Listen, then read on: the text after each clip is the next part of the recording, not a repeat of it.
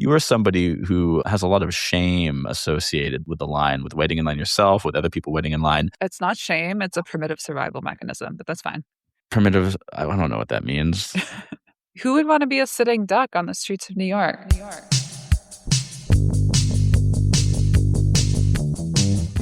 Welcome to Tasteland. I am your co-host, Francis Zierer.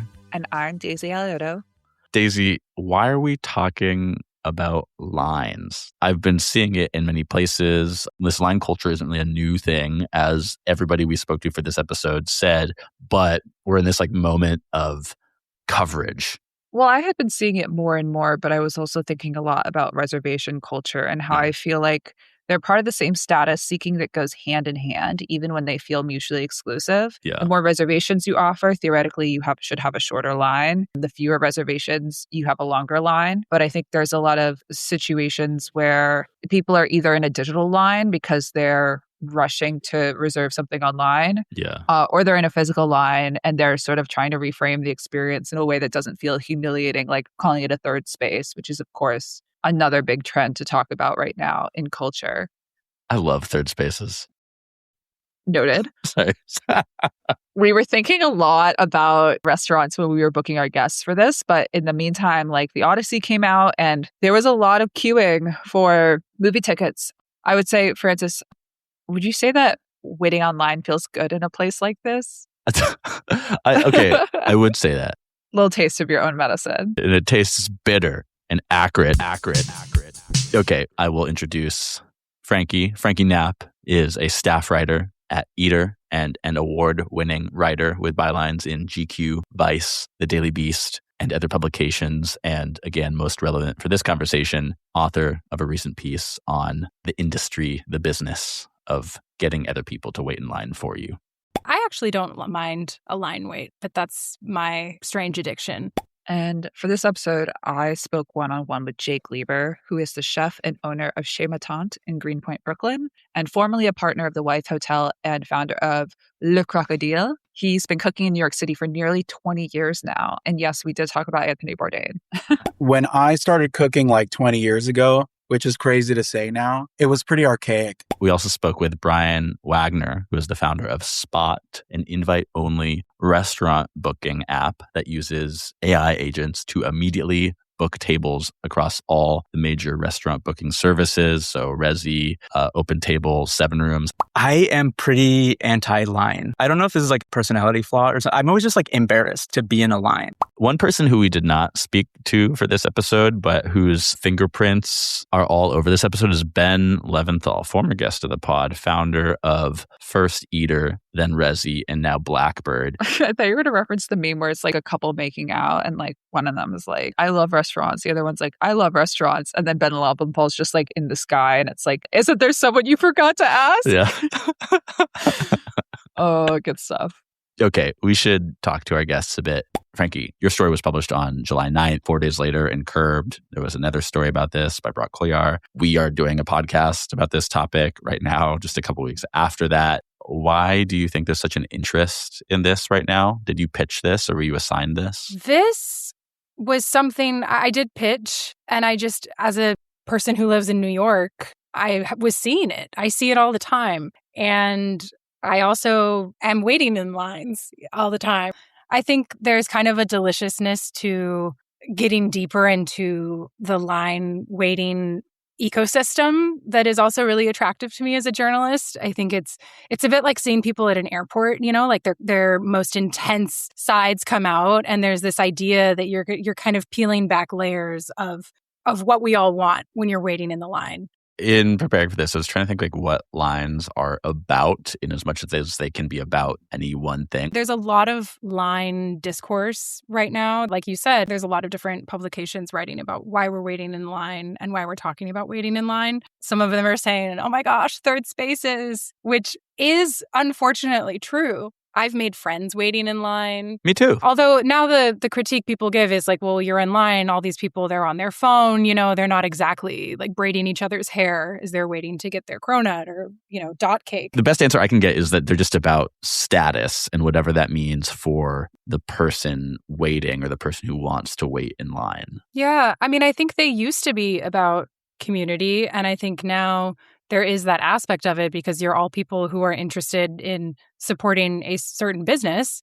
But before social media and before we were also, monetizing waiting in line, it used to just be about love of the game, love of the pizza, love of the midnight Lord of the Rings premiere, And I do wonder if we've lost some of that.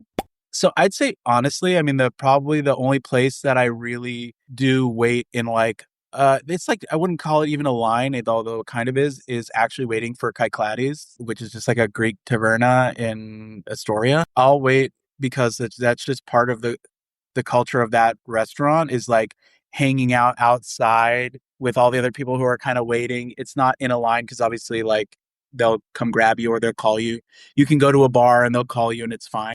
Or like sometimes we'll do, like if I'm with the kids, like we'll go get dessert first at like Martha's or whatever, Martha's Bakery, like a block away, and then we'll go in. But that's probably like the most I'll wait, or the most I've waited recently. I literally can't tell you the last time I stood in a line that wasn't like security checkout at the airport. But I don't get out as much as like a lot of people. I don't exist like in the same, I don't want to say in the same world, but I just don't. My days and my hours are so different. And honestly, since having kids, like my life is so drastically different than being someone who has like time.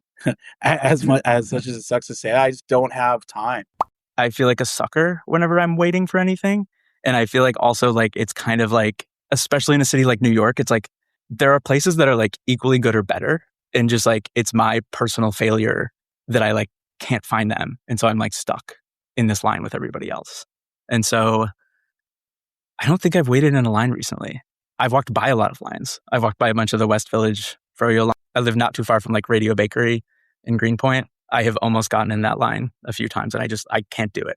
Can you give us a brief overview of the line waiting business as you understand it after writing your piece? Sure. I think it's a business that has existed for as long as people have been waiting in lines, which is maybe forever. But in New York specifically, which is such a line-heavy city, this really popped off like 15 years ago with Robert Samuel, who founded Same Old Line Dudes, I believe. Old line. There's kind of a colloquialism. Same old. There's OLE. Same old apostrophe. Yeah, it's like some great Knott's Berry Farm style branding. He's fabulous. He loves his work. When I called him to ask him how it all got started, he was actually on his way to a pickup and a delivery, like just number one hustler. And he said, listen, it started with actually the iPod. When that came out, the lines were so crazy. And I think as we've also started to have just more visibility in the onlineness of life, it has just become increasingly popular, and especially in the gig economy. Yeah. Because now you have these competitors coming in from TaskRabbit and Craigslist. So Same Old Line Dudes, they charge $25 an hour minimum, which is actually $50, even if it takes less than 2 hours. They charge for 2 hours. There are some upcharges. I think it's like $3 an hour extra if they're waiting in rain, that kind of thing. And then on TaskRabbit, the price that you saw was a very large range, $28 to $90. Compared to more typical restaurant work, I know these line waitings could also be for sneakers or Broadway shows, whatever. But I'm kind of pegging it in my mind to restaurant work. How would you rate these prices? Like, is this a good, decent deal for either the service provider or the customer? Gosh, I think that's such a hard question to answer in some ways, because I really think about who is doing these services. And it really is tourists, influencers, folks who have some kind of special occasion. Old Line Dudes gave the example of sourcing cronuts for the purpose of impressing a bunch of Japanese businessmen who were in town. This company was like, we really want to dazzle them, so let's send out 6 folks to wait in line, because also you can only get so many cronuts per order. I mean, it's like a 500% markup, not to be like the wealth divide, bring out the guillotine. But for as long as people have wanted to try and taste things, there have been those who are hired or paid to wait to provide it for them. There's a line, again, from Samuel in your piece. He said, the dot cakes are the hot item right now in NYC. We had a customer who wanted 2 of every flavor. So she hired 5 line sitters. So it's $11 per dot cake and $50 minimum per line sitter. So I don't know how many flavors that is, but that's hundreds of dollars for these $11 dot cakes. It's a lot. It's a extreme markup. I mean, we know it's never going to taste as good as that. Maybe it is for someone and I'm completely wrong. That's also entirely possible. Yeah. But, it's the age-old lesson that it's the journey, not the destination. Although maybe the post is the destination, and that's worth it enough if you're getting enough clicks and views and staying part of the conversation. Yeah. But it feels, it does feel a bit wasteful, potentially, if no one's consuming them. It does have that kind of icky residue. But maybe this person ate all those dot cakes and absolutely loved them, or got them for another boardroom of people. Who knows? Wait. I'm going to read something from your article. Top restaurant requests for same old line dudes include Italian and pizza places like Via Carota, Lucali, and Emilio's Bellato. But Samuel says that not every restaurant is welcoming of his lime sitters. I don't want to name any names, he tells Eater, but there is a very in-demand steakhouse in the West Village that has been giving us pushback. It feels like an odd move to Samuel, who sees it as no different from somebody sending their secretary to go put a name down, or a mom sending her younger, more able-bodied son to put a name down for them later. Which to me, I agree with him. I think the only difference is that his service is actually just making it more accessible to people without, so to speak, secretaries and able-bodied sons. Sure. Yeah. I'm very pro the line sitting gig economy. I think get your bag, Yeah. I will say that after looking at images of this particular company, they are there in bright yellow shirts with their board saying, same old line dudes, come and get it. I would have thought that they would be in sort of disguise. I mean, I think it's also kind of genius marketing on his behalf to be like, who else wants to hire me? You're all waiting in this line too. You could have hired me. And, as far as an hourly rate goes, it's pretty good. Yeah.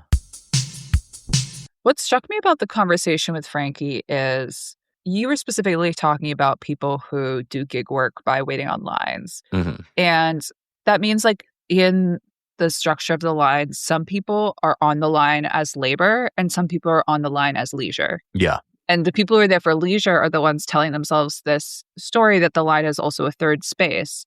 And I was like, well, is that an unusual paradox? Is it unusual for two people to be having the same experience, but one is there to work and the other is there for play? And I was like, well, that is really the kind of the paradox at the center of restaurant work anyway, right? Yeah. And this kind of brings us to Brian and Spot. What is Spot? Spot is a app for getting reservations in New York City. We basically integrate with Resy, OpenTable, now DoorDash. You can come in, you can say, I want to eat at XYZ places. You can give a date range or something. And essentially it watches those platforms for tables to open up. And then when it sees one that fits the criteria you have, it books it for you, sends you a notification. Basically, the goal is to just help people get the tables they want. Would you say that these platforms want you to be using them in this way? Essentially, no. The platforms haven't done much over the past, really decade about the experience. It falls under probably what a lot of people would call just in-shitification, where it's just Resy and OpenTable, historically didn't really do anything because this wasn't a huge problem globally. And even still, New York is it's an important market, but it's not their only market. Yeah. Mm-hmm. And so I think they were never that motivated to change it. And there wasn't much competition until a couple of years ago. But is the core problem that people don't know whether to book on Resy or OpenTable, or is the core problem you're solving that too many people want to eat at Red Hook Tavern every night? It's sort of both. The main problem that people New Yorkers would feel probably going back 12 months ago is that they hear about a place somewhere and they can't eat there. And so that's essentially that was the genesis of Spot, is we were okay, everybody wants to eat at these places. This was when a lot of the AI software tools and stuff had taken off. And so it was okay, not only was this already a problem, but now anybody who pays for Claude can just probably code themselves a simple little Resy bot or something. And so I don't think we're going backwards from that ever. I think that's just until the platforms meaningfully change, we're stuck in this new reality, which is just kind of sucks. So Spot is the gentleman's Resy bot, essentially. It is, yeah. It's the gourmet, yeah. How much should you have these services that democratize this access. But like, to me, you can't democratize a status-based consumer good. Like, restaurants and food are two different things. Restaurants are a limited good. There's only a limited number of reservations. How are you going to democratize that? Spot is democratizing cheating the system essentially a little bit. And they're saying like, hey, the system's unfair. Why not make that work for you? Paying for somebody to wait online for you, that does democratize the ability to wait in line theoretically. But like, where does that put the person that's being paid to do it? Well, it just sort of financializes it, right? Yeah. And if you give out reservations or movie tickets to the highest bidder, which is like, let the market decide, let supply and demand decide, you're not giving everyone the equal opportunity to access. From the perspective of somebody who runs a restaurant, how have the dynamics between the reservation platforms changed the way that you run your business? Everything that they're trying to do right now is to cut costs. They're like, I'm coming to you as the owner, and I want to make this as efficient for you as possible so you can keep your hours down and you can pay people less. And you saw like even 10 years ago, people starting to move away from like a high labor model to this kind of smaller labor model. Even in restaurants like Noma and in fine dining and like tasting counters, you would be served by cooks, which was like an early idea that either allows you to tip your back of house, which is a financial labor model that helps you save money and then give more money to your staff, make them happier, but cuts out service and servers. So it also requires a lot more of your back of house staff. But like everything has been kind of moving in this direction of like cutting labor, essentially, which in my opinion sucks because the human connection is what we're really after. That's why you go to a restaurant. And especially in a city like New York, where you could literally order almost anything, like post-COVID, even like thinking about restaurants like 11 Madison Park doing to-go food is like kind of an insane thing, right? Or like Danielle. But they all did it, right? They all boxed shit up and they sent it out and they did delivery or pickup or whatever it is that they did. I'm not saying they do that anymore, but like it completely changed the landscape. And the reservations game, which is like a total game now, is a big part of it. It is like this slow evolution, or depending on how you want to look at it, like degradation of hospitality and like person to person connection, right? Are you a big user of Resy, Open Table, 7 Rooms? Are you like a reservation hound where you are waking up to get the thing at this time? No. I'm kind of the worst. I shouldn't be saying this as a food writer, but I cannot be bothered. I mean, sometimes, sure, but I'm such a I want to go there in person and see if there's room, or call the restaurant up. Yeah. I still buy my flights on a desktop computer or a laptop. I don't do it on my phone. You know what I mean? I'm like, you're that millennial meme. Yeah, as my nephew would say, I'm chopped unk. What I thought was interesting about your original premise, though, is still like this idea of reservations culture. What do you think reservation culture is? Like, what does the reservation represent? I think there's a dynamic of like gamified entertainment or competitive entertainment, almost like video game culture applied to the ability to get a hard to get reservation. And it goes along with other dynamics we're seeing in culture right now where it feels like everything is gambling. You do kind of get the same dopamine spike of going on Call Sheet. I just don't know like how much that changes the physical experience of dining out versus the way that it changes the experience for the small portion of people that decide they want to play those status games. Mm-hmm. I mean, if you're a savvy owner or whatever, you're not going to rely only on your like reservations platform to tell you about your regulars. First of all, you need to also manually input the table they like or the kind of wine that they like. They're trying to say like, oh, if you pay extra, you get this added benefit of it like pinging you every time they come in and it will suggest what to give them. Well, I'm sorry, but who gives a shit? Like, you should give them a pour of sparkling. Duh, like anyone who's good at this is just going to do that anyway. Anyone who's good at this is going to give them a pour of sparkling because they waited too long. I don't need the computer to tell me that. So like, you're right. Like, I don't think it has that much impact, but where it becomes a real numbers game. And this is why I think that also a lot of the reservations platforms are asking for exclusivity and are offering offers for exclusivity is because on our end, the way that we've gamed it, and this is like how really advanced operators operate. You have multiple reservations platforms that don't communicate with each other.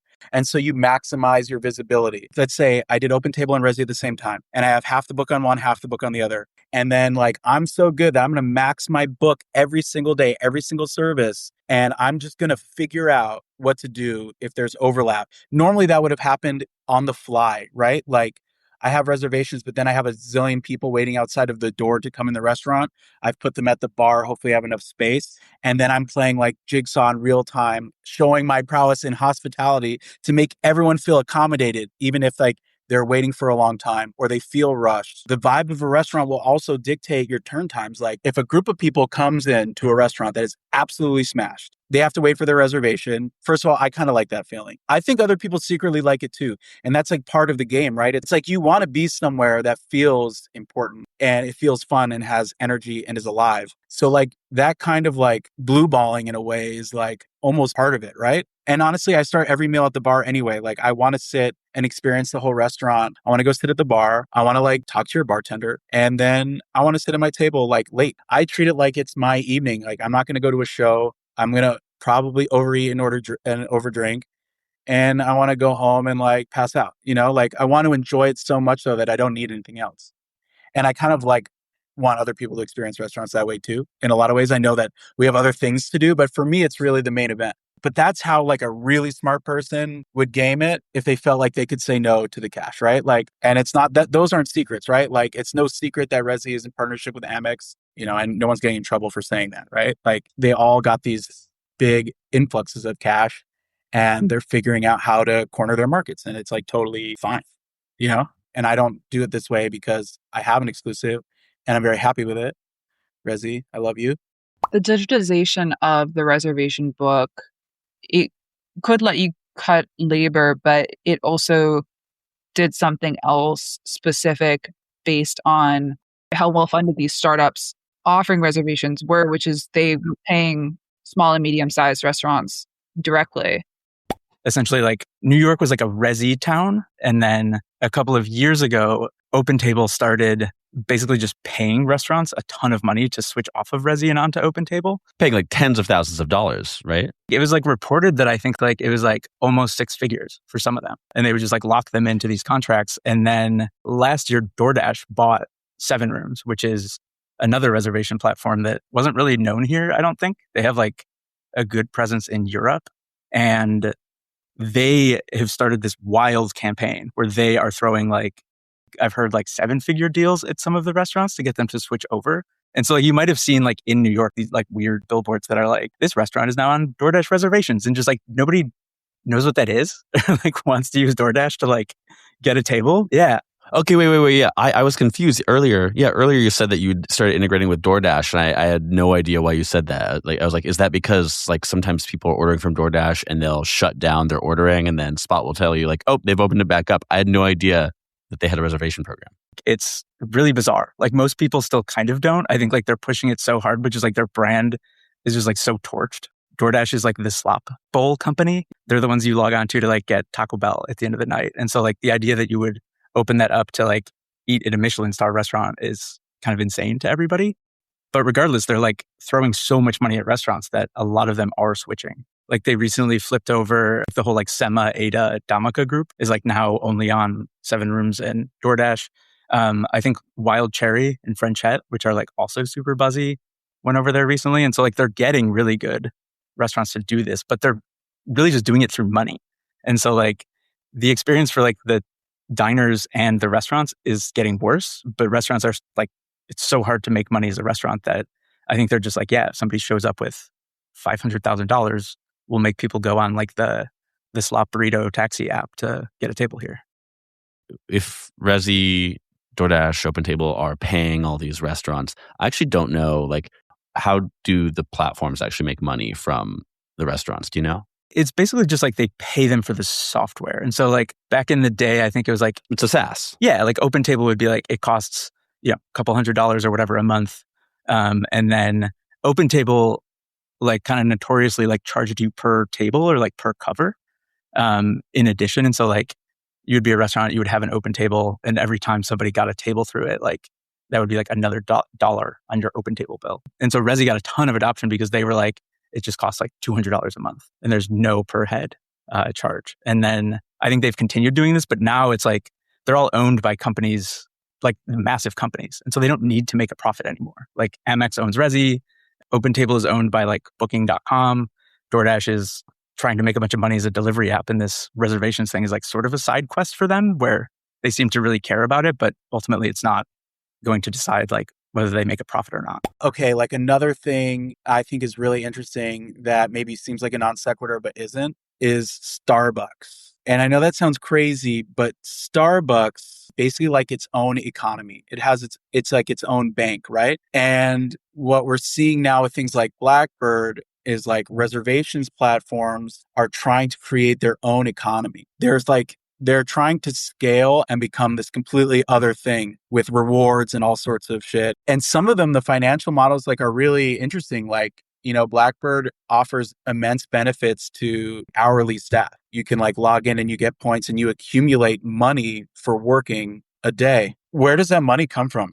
Like they're giving away money. It's like they're basically lending themselves money. They give it to your staff and they can go spend it, but it's free money to the staff. Where's that money coming from? I mean, I don't know. I don't know if that's like a sustainable model. It might just be a hook, right?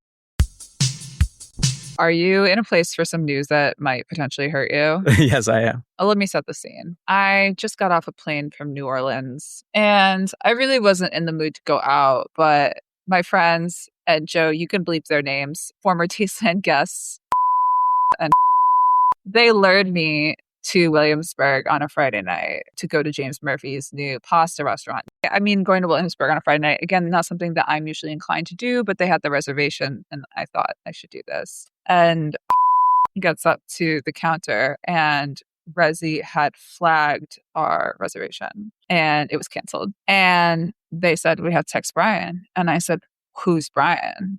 Also, who's Andrea? Because that's who our reservation was under. So all of which is to say, my first experience with Spot was a little bit of a edge fail case.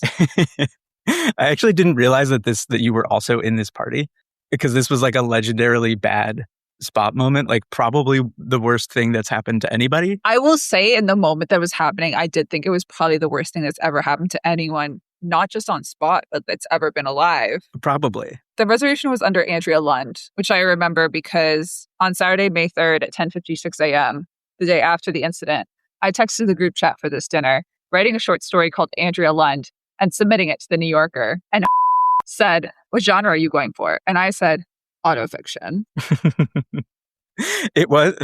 So when we first started. So you guys were at headquarters freaking the fuck out. I wasn't even I wish I was at headquarters because then I think we might have been able to do something. I was upstate with my girlfriend in a place with no reception.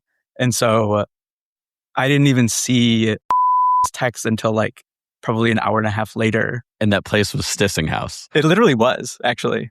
Oh, so you got to eat at Stissing House and I had to eat at Bar Madonna. I see how it is. I was having a coconut cake the size of my head, and you were being turned away. Wow. I was in the car on my way back and I was just like, what happened? And basically, Resy has this thing where like you can mark yourself as a concierge account. Basically, that lets you book on behalf of other users.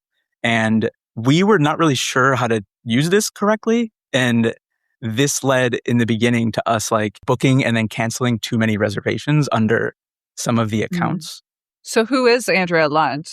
She is a fallen soldier of the Resy army, basically. She's not a real person. Wait, what? She's not real. She's not. Oh my God. You're just telling me this for the first time. Basically, like we did not know how to use the concierge accounts. And what had happened was one of the ones we were using, which was Andrea, got flagged by Resy. And so Resy had sent an email that was basically like, your account is sus and we are banning you from Resy. A lot of times when people are booking through Spot, they will have like a conflicting reservation on Resy. Like they'll be like, okay, I want to go out on Friday. I'm going to book a table at somewhere that's easier to get. and then I'm going to use Spot to try to get somewhere harder. And so when that happens and we're trying to book a reservation like on someone else's behalf, often we are unable to because you'd hit the thing in Resy where it like makes you cancel and then rebook. And so we don't want to just cancel people's reservations. So we just like scoop them up under like one of our accounts. So like we have a handful of them. And we had done that too many times apparently. And so Resy sent an email that was like, your account is gone. And when that happened, it just auto canceled all of Andrea's upcoming reservations. There were probably like 3 or 4. But somehow this happened 2 hours before your table. And so it was basically just probably the worst experience that anyone has had on Spot and some of the worst luck. Pure nightmare for me and my co-founder. And we were scrambling. But there was also, at the time, we were like, there's nothing to do. Well, I turned to I was like, oh my God, can you imagine if we were on a first date? Like, I would never call you again. And instead, you have found me and called me to the podcast. He was the one who had to say it. I kind of just pretended I didn't know him. Well, no, I have one more thing I want to bring up from your conversation with Jake, where he likened reservation culture democratization, so to speak, to Ozempic. Ozempic started out being like really expensive and inaccessible. And very quickly it's become extremely accessible and like big screen TVs, big flat screens, all that kind of shit, right? Like stuff that started off really expensive, unattainable, a symbol of status and wealth, now super, super accessible for the masses. And it's kind of like that. Without knowing it, reservations culture has left the people that can afford to have a PA make their reservations and then make sure they get to the right one. And all you have to do is have a platinum card. All you need is to pay it's like $800 a year now to have an Amex Platinum, and then you're going to get like prioritized VIP tables and it's easier and all that kind of shit, right? And sure, that for a lot of people, that might be a huge leap, but not really. I want to push a little bit more on this like democratization idea, because like the logical conclusion of something like Spot or Same Old Line Dudes is, okay, if there's enough demand for this service that allows you to somewhat bypass waiting in these lines yourself or like waking up to make a reservation yourself, like there will be imitators. There'll be Spot imitators. Or a new barrier. Wouldn't that just be a return to analog? No, I think it could be a lot of different things, right? Like the restaurant uses a different platform for booking, or they only open a certain number of spots to a certain category of person. I mean, the Amex example came up, right? Like you can already jump the line by having a certain type of credit card. Mm-hmm. And if the end point of these reservation startups is to be acquired by an adjacent but different and more scalable business like a credit card company or a delivery service, then they could use that leverage to put like different customer friction in place. And so it could depend on your standing within the other platform, what kind of credit card you have. They could ban line sitters. I don't think there is that much demand. Like in the end, like Spot has a problem where they can only get so big before they are sort of like stepping on their own toes, and they're not then able to snag these exclusive reservations for all the customers who want, right? So Spot can kind of only get so big. We spoke about this with Brian. The core version of the product, which is like the one we started with, there is just like a cap. I don't know the number. It's kind of like we launched this to some friends and friends of friends, and then we hit like 50 people. And we were like, okay, like it seems like we could scale double. Like we can get to 100 safely. And then like we get to 100 and we like find the path to like 300 or 500 or something like that. And so I don't know that it's larger than like 1,000 or a couple thousand, but that's part of the reason why we're like, okay, this is just like one product that we're going to have. And now it's time to like launch ancillary things that help people get reservations, but might not like automatically help. It's kind of the perfect lifestyle business. Yeah. So we would love that. What I believe is that the usage of these services and apps, that customer base is actually pretty small. And most people either will just like, they're not going to wait in line. They're going to find another restaurant, find another bakery, or they're just happy to wait in line because you're visiting and you're a tourist. And it's like, this is kind of fun. It's a beautiful day and we're outside and we're going to eat this baked good. I'm with my family and I'm chatting. Like to just kind of zoom out for a second and like. I think you're right about line sitting. I think you're wrong about Spot.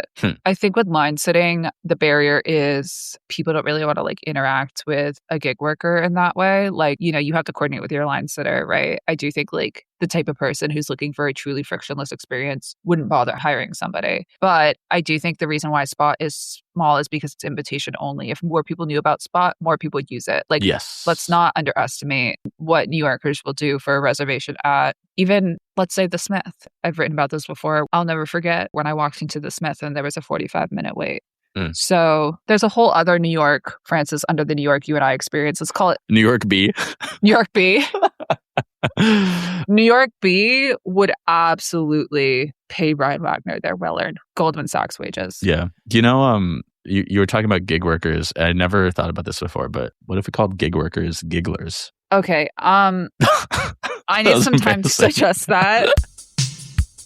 Is the end state of Spot just AI chatbots becoming a universal interface? Like, what happens when the average user becomes comfortable enough with the tool that they just make these bookings themselves, or, the interfaces become increasingly like bots talking to bots, agents layered on agents? Obviously, the status and the taste ultimately accrues to the human being that shows up in the restaurant. But how do we stop this from becoming just like an Ouroboros of shitification?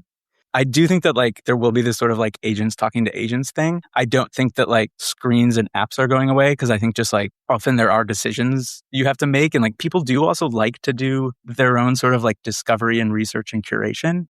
There are a lot of experiential things where like the AI can't necessarily know what is like truly good or not. Like the going back to like the line culture thing, like a little bit, like there was that New Yorker article about the froyo lines recently. I don't know if you guys read it, but like Helen, like Rosner was talking about how like the ones that are viral and have the long lines are like not the best froyo. Like it's just like those are the ones that happen to blow up on the algorithm, and like it's one of those things where it's just like the line is like begetting the line, and then just like people see it and get in it, and then like make content about the line, and it's just like this infinite like weird cycle, and then like you get the froyo and you're just like, this is like soft serve. And so I think that like with all of the algorithmic flattening, like the AIs will get you to like somewhere. Like the AI would send you to like Mimi's for sure. But like we're interested in sending people to like the other ones that you mentioned, where like you'll probably have a better experience. Hopefully you won't have to wait in the line. Don't forget how offline some people are. Don't forget that there's a family from Waukegan who wants to go and have a great slice. My mother's from Waukegan, so I feel like I can do this. I have a lot of love for the Midwest. And, they see a guy with a big yellow sign saying, I'll wait in line for you. And they go, hell yeah. Yeah, I think you always have to lean on a bit of the analog to an extent.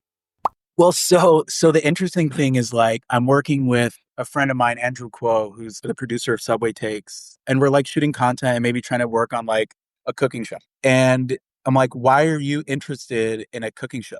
And he's like, I think that there's going to be an upswing back to more human and more analog experience. And what's more human and analog than food in restaurants? I mean, you have to put it in your mouth. You have to chew and swallow. You have to drink. And so like he's kind of making a gamble on humans wanting to interact with each other. I also feel like the Anthony Bourdain Sentimentality Index, which is something I just made up on the spot, is a very good indicator of where people's heads are at with that. And I've also seen a new rising index, Emerald nostalgia, rising the timeline. The first time someone suggested I do a show or something was like years ago. And I'm not saying that like, oh, they suggested it because like whatever. This just happens, right? Like you cook and they're like, oh, like they asked me what I wanted to do. And I was like, there's this humongous hole where Anthony Bourdain used to be. I mean, people don't really, unless you were a cook, like a cook at that time even, know what he represented. He was the everyman's chef. He was not a massive talent. He wasn't a fucking genius, right? Like he's the first to say that. He just loved cooking and it was like exciting and fun and hard and it was a refuge. And like it really was all those things. I mean, it kind of becomes other things too, but like to have someone voice that, especially like pre-Instagram and all that kind of stuff, and be like, it's okay to be a nameless, hardworking, sweating, toiling line cook, and that there's glory in it. And you know that, but only a few people know that. And it's the people who do it. And also for him to have committed suicide was like such a light going out, because if he couldn't keep it going, like, why should I? and he's successful and he made it. And so it was like super upsetting. And I think a lot, that's what people are still like in dark times turning to an Anthony Bourdain who like kind of gives you hope, but then you kind of remember that he took his own life and it's like so sad. Yeah, I think it will be interesting to see what the discourse ends up being around the A24 film. It's about the early time in his life when he was just learning even how to be in a kitchen and was kind of still like a piece of shit in a lot of ways. And, and maybe that is the most enticing human part of the story. I remember like my chef and mentor, Justin Smiley, and he said to me once, he's like, man, it's so crazy. Like, you didn't know me when I fucking sucked. He told me a story that his mom gave him a knife block, like a Wusthof knife block with the knives in it.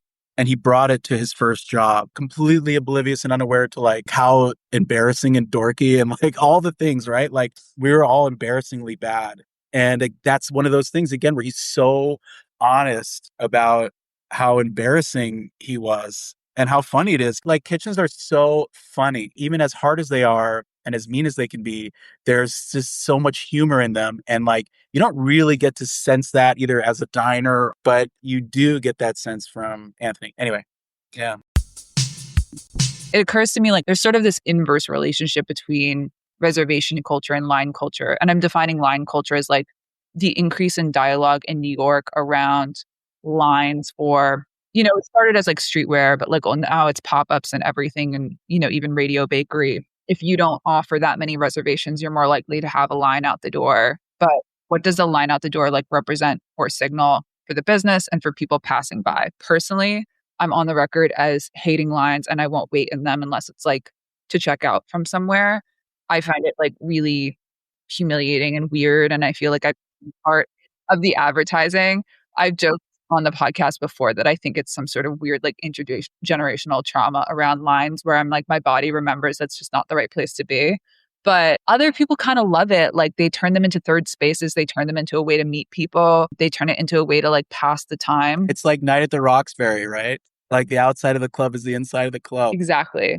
It's like anything you warm up to an idea and what seems ridiculous. Like I remember like Crocs, hideous, ridiculous, no one, everyone, right? Like you warm up to something, it's marketed appropriately, and then everyone just actually jumps in on it. So if you have a line outside your restaurant, how does that feel to you emotionally? Well, two things. I mean, coming from the perspective of like someone who was once a line cook and then like, a chef, a few things are like deep anxiety.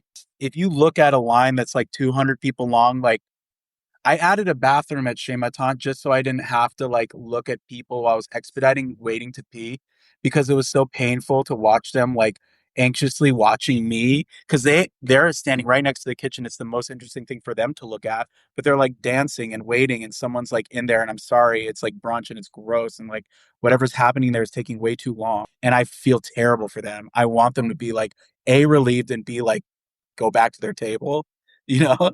So there's like that's a line. Then the line is like, okay, you now have 200 people that are waiting to get in or to like get something and they're unhappy. They're looking at me like some kind of animal at the zoo.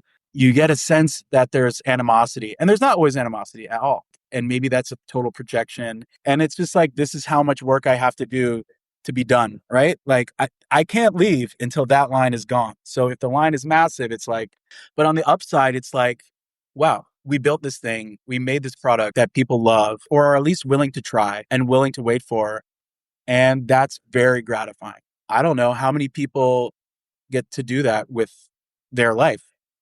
You make something that people are literally willing to like line up for and give you money for. And it's cool. It feels great. And if they're happy, I mean, it's like, if they're happy, it's the best. But it's like, what if they're not happy? You know? That question is like nagging and lingering always. And they'll tell you, they get on Yelp, try to fucking rip you up, you know?